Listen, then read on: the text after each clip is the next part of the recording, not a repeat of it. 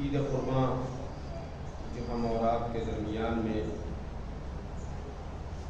آئی ہے، یہ اس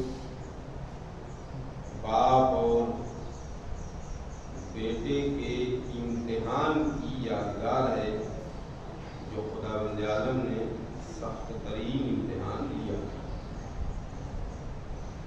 ابتلی اللہ ابراہیم الخلیل بذبح ولدہ اسماعیل فرأى فی المنام وهو بین الرکن والمقام انہ لولدہ ذاکر۔ جناب ابراہیم نے یہ خواب میں دیکھا کہ وہ اپنے بیٹے کو رکن اور مقام کے درمیان میں ذبح کر، تو ظاہر ہے کہ کوئی عام آدمی کا خواب تو ہے نہیں، جناب ابراہیم کا خواب ہے، جو خلیل اللہ ہیں، اللہ کے دوست، انہوں نے خواب میں دیکھا تو ان کے ضمیر کی بلندی یہ تھی کہ جناب ابراہیم نے اپنے بیٹے کو بلایا اسماعیل کو اور کہا یا ابنی، اے میرے لال، انی رأیت فی المنام، اے میرے صاحبزادے، اے میرے لخت جگر، اے میرے لال، اے میرے دل کے ٹکڑے، میں نے خواب میں دیکھا ہے کہ انی ذابح،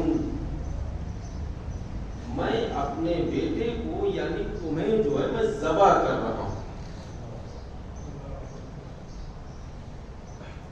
اگر حقیقت میں ہم اور آپ جیسا انسان ایسا خواب دیکھ لے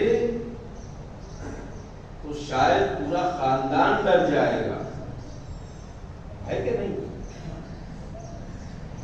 لیکن ابراہیم اپنے بیٹے سے کہہ رہے ہیں کہ یا ابنی، اے میرے لال، انی رأیت فی المنام، میں نے خواب میں دیکھا ہے کہ انی ذابح، میں ذبح کر رہا ہوں۔ فماذا تری، تمہارا کیا نظریہ ہے؟ تو اب بیٹے کے ضمیر کی بلندی دیکھیے کہ بیٹا کہتا یا ابتاہ افعل کما تؤمر، بابا جیسا آپ نے دیکھا ہے ویسا آپ سچ میں کر کے دکھائیے۔ اللہ، کوئی بیٹا کہہ سکتا ہے؟ اور بیٹے کی بات تو دور ہے، کوئی باپ اگر یہ خواب دیکھ لے گا تو اپنے بیٹے سے پورے زندگی بتائے گا نہیں۔ اگر کوئی ہم اور آپ جیسا باپ اگر یہ خواب میں دیکھ لے تو پورے زندگی بیٹے سے بتائے گا نہیں۔ بیٹا تو بیٹا ہو سکتا ہے کہ اپنی بیوی سے بھی چھپا لے جائے، لیکن ابراہیم نے جب بتایا تو بیٹے کا کمال یہ تھا کہ بیٹے نے کہا افعل ما تؤمر، بابا آپ نے جیسا دیکھا ہے ویسا کیجیے۔ اتنا کہنے کے بعد پھر بھی باپ ہے، بیٹے کو کیسے ذبح کرے؟ ابراہیم نے ابھی تھوڑا سا سکوت، ایک لمحے بھر کے لیے سکوت اختیار کیا تھا کہ بیٹے نے دوسرا جملہ کہا، بیٹے نے فرمایا ستجدنی انشاءاللہ من الصابرین، بابا آپ ایسا کیجئے انشاءاللہ مجھے صبر کرنے والوں میں پائیں گے۔ ایسا نہیں ہے کہ میں کہہ رہا ہوں میں بھاگ جاؤں گا اور میں آپ کے ساتھ جاؤں گا نہیں اور میں ذبح نہیں ہوں گا، ایسا نہیں ہے، بلکہ بیٹا کہہ رہا ہے ستجدنی انشاءاللہ من الصابرین، بابا آپ نے جیسا دیکھا ہے وہ کیجئے، انشاءاللہ آپ مجھے صبر کرنے والوں میں پائیں گے۔ اللہ، اب یہ باپ اور بیٹے کے درمیان یہ ماجرا ہوا۔ پھر اس کے بعد اب باپ نے تیاری کیا بیٹے کو لے جانے کی، تو اب ذبح کرنے کے لیے تاریخ کہتی ہے کہ آپ نے ایک رسی کا بھی انتظام کیا، ایک چھری کا بھی انتظام کیا، تو یہ ساری چیزیں ماں نے بھی تو دیکھا. اور کچھ روایت کہتی ہے کہ ماں نے دیکھا نہیں اور لے کے چلے گئے, لیکن ماں نے نہیں دیکھا تو شیطان نے ماں کو بہکایا. معلوم ہے بیٹے کو ذبح کرنے لے گئے ہیں. شیطان کا یہ کام ہے, اس نے شروع سے یہ کہہ کے رکھا ہے کہ جب بھی کوئی اچھا کام ہوگا تو وہ کوئی نہ کوئی نقص و عیب نکالے گا. اب آپ کہیں کہ شیطان نہیں نکالتا, لوگ نکالتے ہیں, تو جو لوگ نکالتے ہیں ان کے اوپر شیطان کا ہی سایہ ہوا کرتا ہے. دیکھیے ہمیں کیا دیکھنا ہے, ہمیں پوزیٹو پوائنٹ دیکھنا ہے. ہم اہل بیت کے چاہنے والے ہیں, بے شک ہمیں نیگیٹو پوائنٹ دیکھنا ہی نہیں ہے. بلکہ آپ کو بتاؤں سرکار دو عالم حضرت محمد مصطفیٰ صلی اللہ علیہ وسلم, آپ کی حدیث ہے کہ اگر تمہارے مومن بھائی کے اندر 99 برائیاں ہوں اور صرف ایک اچھائی ہو تو تم اچھائی کا تذکرہ کرو نا, برائیوں کا کیوں تذکرہ کرو. بے شک. اور قسم خدا کی آج اس خطبہ عید کے ذریعے سے آپ کو یہ پیغام دینا چاہتا ہوں کہ جس دن ہم نے اس حدیث کے اوپر عمل کر لیا اس دن ہمارے سماج سے نفرتیں ختم ہو جائیں گی, فسادات ختم ہو جائیں گے. کیا کہنے کہ کسی کو بھی دیکھنا ہو تو بھائی اس کی اچھائیوں کو دیکھو, اس کے کمالات کو دیکھو, کیوں برائیوں کے پیچھے پڑے ہو. جیسے میں ایک مثال دوں, آپ نے دیکھا کہ محراب بڑی خوبصورت بن گئی, تو آپ نے ایک نظر دیکھا اور آپ نے کہا واہ بھائی کوثر بھائی بڑی محنت آپ نے کی, امجد بھائی آپ نے بڑی محنت کی, آپ لوگوں نے اتنی جلدی اتنا اچھا کام کروا دیا. لیکن سب نے تو تعریف کی, لیکن کوئی ایک بندہ تھا جو غور سے دیکھتا ہی رہ گیا, غور سے دیکھتا ہی رہ گیا کہ کچھ ایسا دکھ جائے, کوئی ایسا نفس دکھ جائے کہ میں کہوں تو کہ یہ کیسے کرا ہے, یہ تو خراب لگ رہا. یہ فطرت ہوتی ہے انسان میں. اور جو شخص کمی ڈھونڈتا ہے, مولا کائنات امیر المومنین علی بن ابی طالب,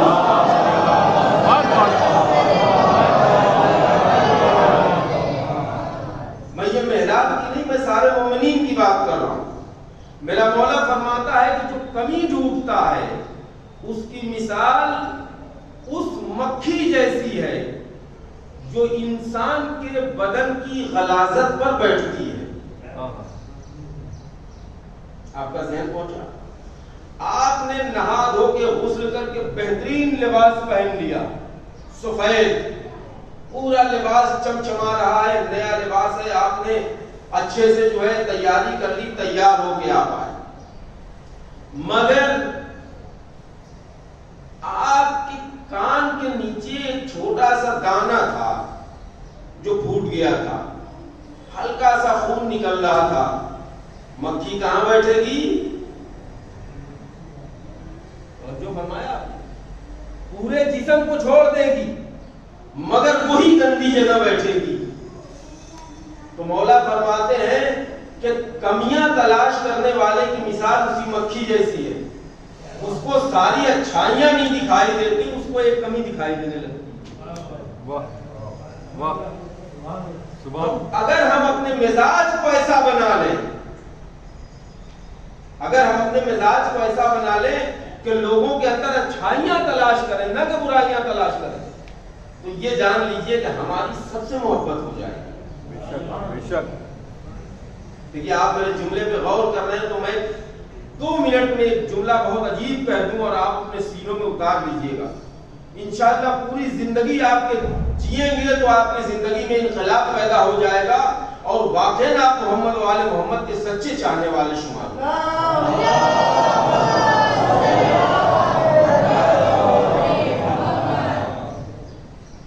یہ بتائیے کہ ہماری زندگی زندگی کا سارا احترام جو ہوتا ہے وہ اسی نسبت سے ہوتا ہے.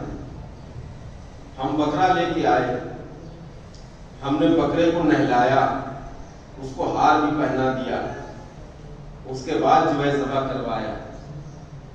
یہ آپ نے ہار کیوں پہنایا, آپ نے اسے نہلایا کیوں؟ روز کو آپ کسائی کے یہاں سے گوشت لاتے ہیں تو نہیں پوچھتے کہ بھیا جانور کو نہلا کے ذبح کیا تھا. اس کا مطلب نہلانے کا تعلق کھانے سے نہیں ہے, نہلانے کا تعلق اس کے احترام سے ہے کہ یہ کس کے لیے جا رہا ہے, اللہ کی بارگاہ میں قربان ہوگا. یہی تو ہے, لہذا احترام. اچھا سپوز کیجئے کہ آپ بکرا لے کے آئے, قربانی کے لیے نہلا دھلا کے رکھا, اگر کوئی جو ہے اس کو ایک پیر مار دے آپ کو اچھا نہیں لگے گا نا. کہاں میں نے نہلایا دھلایا ہاتھ پہنایا اور اس کو پیر مارا. کیوں؟ کیونکہ یہ بکرا منسوب ہو گیا ہے قربانی سے. تو ہمارے ہاں جتنا احترام ہوتا ہے وہ احترام ہوتا ہے نسبت کا. ایام عزا بھی قریب آ رہے ہیں, یہ ایک پیغام ہے میرا. آپ نے جو ہے علم بنایا, کپڑا لگا ہوا ہے علم میں, ایک لوہے کی دھات کا پنجہ لگا ہوا ہے اور ایک لکڑی ہے, یہی ہے نا. لیکن یہ بتائیے کہ آپ کتنا احترام کرتے ہیں اس کا. ہم اس کو چومتے ہیں, پیشانی سے لگاتے ہیں, آنکھوں سے لگاتے ہیں. کیوں؟ ہم کہہ رہے ہیں اسی کپڑے کا ہم نے اپنے بچے کے لیے کرتا بنوا دیا, تو آپ کیا کرتے کو چومیں گے؟ اچھا وہی کپڑا اگر علم میں لگ گیا, لیکن بہت غور سے سنیے گا میرے نوجوان, بہت غور سے سننا اور اس بات کو سیدھے محفوظ کر لینا. یہ عید الضحیٰ کے خطبے سے یہ پیغام دے رہا ہوں آپ کو, آپ کی زندگی بدل جائے گی انشاءاللہ اگر اس پہ آپ نے عمل کیا.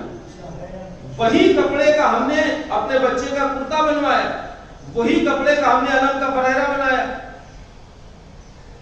لیکن یہ بتائیے کوئی کرتے کو چومے گا؟ نہیں چومے گا. علم کے فرہرے کو ہر کوئی چومے گا. ہم جو ہے کپڑا لیا ہے 2 میٹر, ہم نے کیا کیا کہ 1 میٹر میں تو قرآن کا جزدان سلا دیا, اور جو 1 میٹر بچا تھا وہ کسی کام کا نہیں تھا, وہ گھر میں صافی کے لیے استعمال ہو گیا. کپڑا تو وہی ہے, لیکن جو جزدان پہ چڑھا ہے اس کو چوما جائے گا. کیا سمجھا؟ اور جو گھر میں صافی بنی ہے اسے نہیں چوما جائے گا. کیوں؟ صاف وہی کپڑا ہے, وہی دھاگے ہیں, وہی رنگ ہے, وہی کلر ہے, وہی بنانے والا ہے, سب کچھ تو وہی, اس کو کیوں نہیں چوم رہے ہیں؟ اس لیے کہ وہ مخصوص ہو گیا جزدان سے, وہ قرآن کے ساتھ ہے, قرآن سے منسوب ہو گیا, اس لیے اس کا احترام واجب ہے. اسی طرح کی یہ گفتگو بہت طویل ہے لیکن میں بہت مختصر کہہ رہا ہوں. اسی طرح ہم نے کپڑے کا احترام کیا, ہم نے علم کا احترام کیا, حتیٰ کہ ہم نے جو ہے سلجنا بنانے کے بعد گھوڑے کا احترام کیا, ہم نے تعزیے کا احترام کیا, ہر چیز کا احترام کیا, صرف اس لیے کہ وہ منسوب ہے اللہ سے, رسول سے, حسین سے, عباس سے, اہل بیت سے, مقدس ہستیوں سے منسوب ہے. تو آپ اس کا کتنا احترام کرتے ہو, آپ اس کی کتنی عزت کرتے ہو. تو میرے عزیزوں اپنے ذہنوں میں یہ بسا لو کہ تمہارے بغل میں جو بھائی بیٹھا ہے وہ بھی حسین کا چاہنے والا ہے, حسین کا ماتمدار ہے, عباس کا چاہنے والا ہے, علی سے محبت کرنے والا ہے. یعنی تمہارا بھائی بھی اہل بیت سے منسوب ہے. تو جیسے علم کا احترام کرتے ہو, جیسے تعزیے کا احترام کرتے ہو, ایسے مومنین اگر ایک دوسرے کا احترام کرنے لگے تو سارے فسادات ختم ہو جائیں گے, نفرتیں ختم ہو جائیں گی. صلی اللہ محمد. واہ کیا کہنے, واہ واہ. اگر آپ ایک دوسرے کا احترام کرنے لگے, واہ واہ. کیوں بھئی آپ نے جس کپڑے کا احترام کیا اسی لیے تو کیا ہے کہ وہ اللہ سے, قرآن سے منسوب ہے. تو بھئی اپنے بھائی کا احترام کیجئے, وہ بھی حسین سے منسوب ہے, حسین کا چاہنے والا ہے. بے شک. آپ اپنے مومن بھائی کا احترام کیجئے, وہ بھی علی سے محبت کرنے والا ہے, اس کا احترام کیجئے.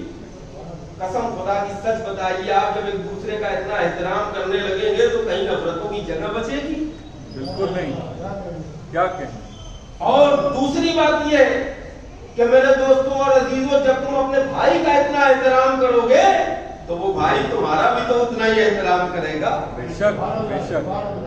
بھائی جب آپ جو ہے اپنے بھائی کا احترام کرو گے کہ حسین کا چاہنے والا ہے تو وہ بھائی آپ کا بھی احترام کرے گا کہ آپ بھی حسین کے چاہنے والے ہیں. تو اس طرح سماج اور سوسائٹی میں محبتوں کے پودے لگائے جاتے ہیں تاکہ سماج سے نفرتیں ختم ہوں، برائیاں ختم ہوں، آپس میں محبت پیدا ہو، آپس میں ہمدردی پیدا ہو. جب ہم ایسا کرنے کے لیے آمادہ ہو جائیں کب انشاءاللہ ہمارا شمار محمد وآل محمد کے سچے عاشقوں میں ہوگا.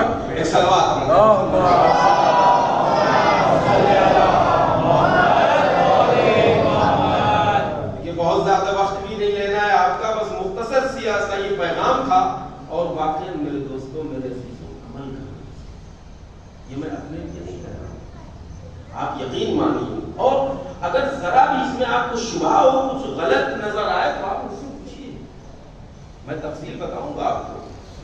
لیکن سچ میں ہماری پوری شریعت اسی احترام پہ باقی ہے، اسی نسبت پہ باقی ہے کہ یہی وال پیپر یہاں لگ گیا ہم اسے چومیں گے. کیوں؟ کیونکہ مسجد میں لگا ہے، محراب میں لگا ہے. اور یہی وال پیپر آپ کے گھر کے کمرے میں لگ جائے، کوئی چومے گا؟ نہیں چومے گا. اس کا مطلب سارا احترام نسبت سے ہوتا ہے. تو میرے عزیزوں، سب اہل بیت کے چاہنے والے ہیں، سب حسین کے ماتمدار ہیں، سب حسین کے عزادار ہیں. لہذا سب جب ایک دوسرے کا احترام کریں گے تو سماج میں محبتیں پیدا ہوں.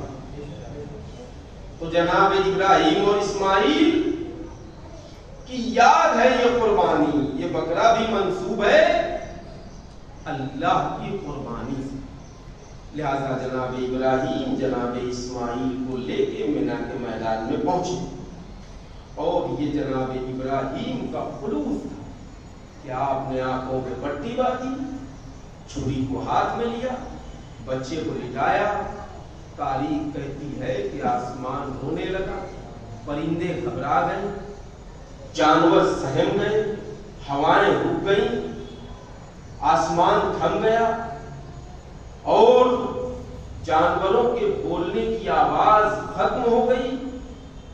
سب حیرت کے ساتھ دیکھ رہے تھے اللہ اکبر، یہ کیا ماجرا، اتنے بڑے دل والا باپ تو آج تک کائنات نے دیکھا ہی نہیں. لوگ تعجب کر رہے تھے جناب ابراہیم کی ضعیفی پر اور جناب اسماعیل کی کمسنی پر.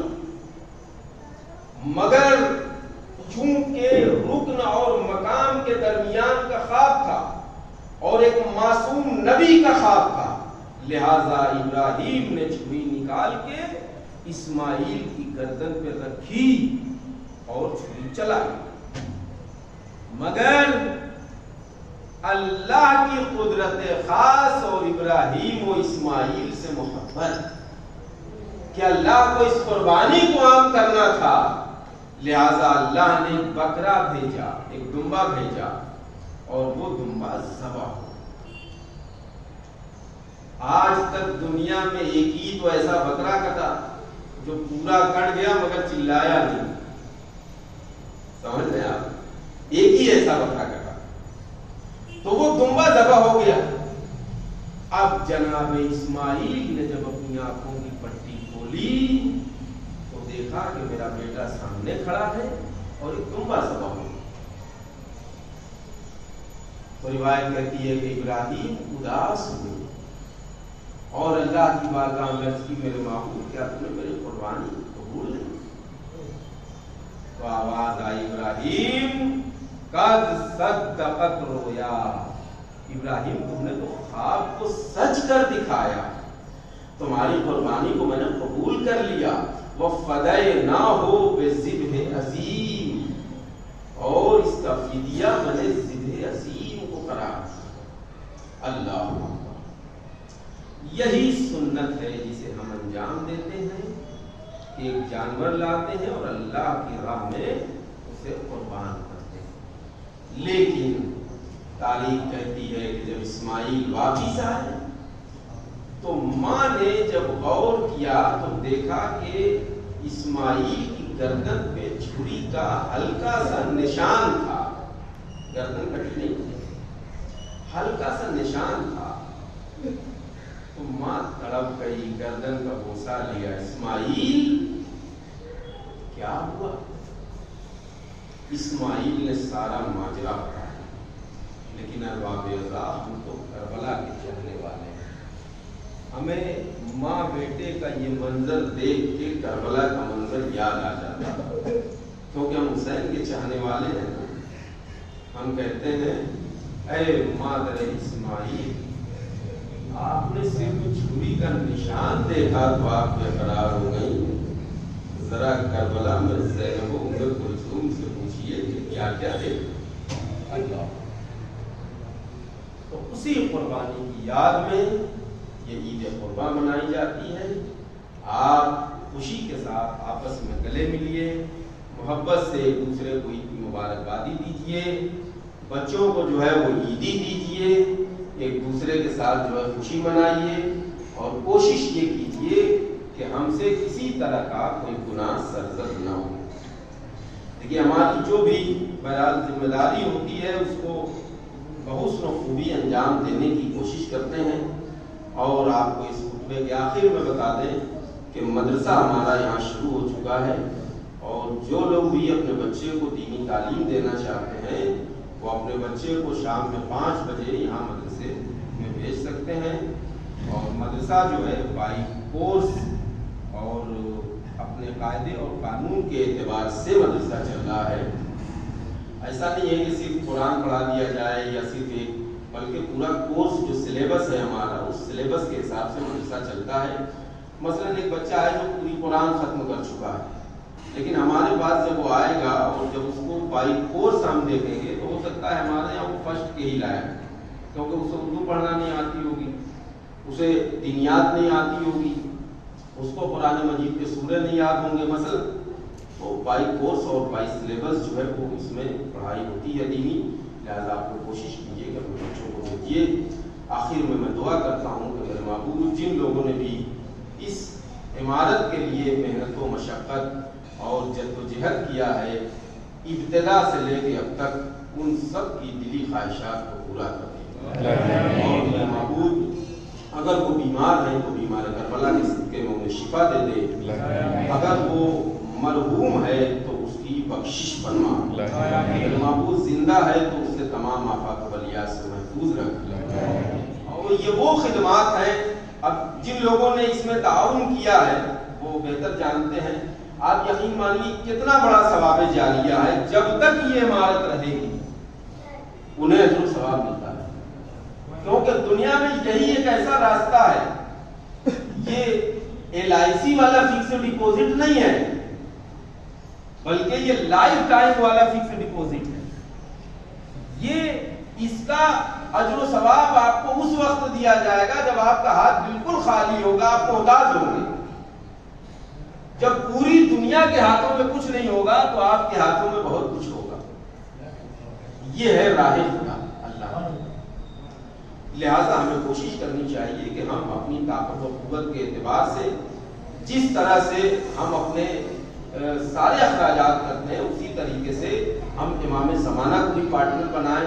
ہم جو ہے اس امام بارگاہ کا بھی جو ہے ایک خاص حصہ رکھیں کہ جس طرح ہم اپنا پانی کا دیتے ہیں، لائٹ کا دیتے ہیں، ٹی وی کا دیتے ہیں، موبائل کا دیتے ہیں، ریچارج کا دیتے ہیں، سب دیتے ہیں، اسی طرح ایک امام کو جو ہے آپ امام بارگاہ کو بھی دیجیے تاکہ جو ہے یہ امام بارگاہ تمام مومنین کے لیے اور زیادہ سے زیادہ آسانی پیدا کر سکے. ایک صلوات آئیے اور جو دعائیں وہ کرتے ہیں. میرے معبود تجھے واسطہ ہے محمد وآل محمد کا، اور بطور خاص آج عید قرباں کے موقع پہ جتنی صلوات پڑھی گئی ہے ان ساری صلوات کے ثواب کا واسطہ ہے کہ ہمیں جو بھی پریشان ہے اسی پریشانیوں کو دور کر دے. میرے معبود ہمیں تمام مومنین و مومنات کی مغفرت فرما، زیادہ سے زیادہ عبادت کرنے کی توفیق عنایت فرما. میرے معبود ولا کل شیء قدیر ہے.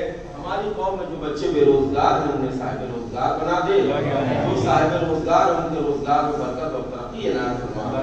میرے معبود جو ہماری قوم کے بچے تعلیم حاصل کر رہے ہیں، کوئی کورس کر رہے ہیں، کوئی ڈپلوما کر رہے ہیں، ان تمام بچوں کو آج کے عید کے خطبے کے صدقے میں بہترین کامیابی نصیب فرما۔ میرے معبود بڑا شہر قدیر ہے، تمام بیماروں کو شفایابی عنایت فرما۔ بطور خاص ہمارے عزمی بھائی کافی دنوں سے ہاسپٹل میں ہیں اور ابھی بھی ان کی حالت ٹھیک نہیں ہے، اکثر و بیشتر وہ پہچان بھی نہیں پا رہے لوگوں کو، تو اس لیے ہماری خاص دعا ہے کہ میرے معبود اس خطبے کا صدقہ ان کو صحتیابی نصیب فرمائے۔ میرے معبود والا کل شیء قدیر ہے، اب وقت آ گیا ہے، ہمارے وقت کے امام کا ظہور فرما، غلاموں میں شمار فرما۔ ربنا تقبل منا انک انت السمیع العلیم۔ زیارت کے بعد آپ لوگ ایک دوسرے سے مصافحہ کر کے گلے مل کے جائیے گا اور یہ سوچ کے جائیے گا کہ ہر کوئی ہماری نظر میں لائق